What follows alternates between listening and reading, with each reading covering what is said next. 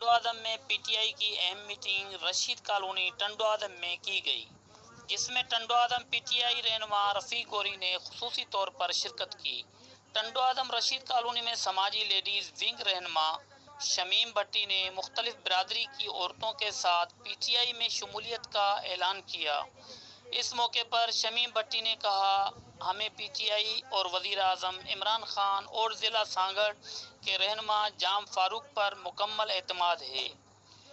وہ ہمیں مایوس نہیں کریں گے، اس لیے میں آج اپنی ماؤں اور بہنوں اور ہمدردوں کے ساتھ پی ٹی آئی میں اعلان کرتی ہوں، ہم پی ٹی آئی ٹنڈو آدم کے اندر دل و جان سے پارٹی میں کام کریں گے۔ اس کے علاوہ ٹنڈو آدم پی ٹی آئی رہنما رفیق گوری نے لیڈیز سے خطاب کرتے ہوئے کہا کہ آج مجھے خوشی ہوئی ہے کہ ٹنڈو آدم رشید کالونی کے اندر مختلف برادری کی عورتوں نے عمران خان اور جام فاروق پر اعتماد کرتے ہوئے پی ٹی آئی میں شمولیت اختیار کی۔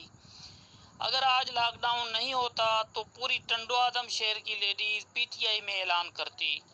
آج رفیق گوری نے شمیم بھٹی کو ٹنڈو آدم لیڈیز ونگ کا جنرل سیکریٹری کے عہدے پر منتخب کیا۔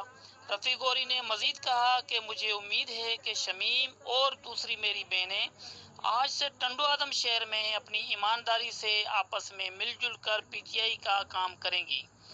اس موقع پر رفیق گوری اور شمیم کو لیڈیز کارکنوں نے پھولوں کے ہار پہنائے اور مبارکباد دی۔ پروگرام میں رفیق گوری کے ساتھ اظہر اور اکبر بھی ہمراہ تھے۔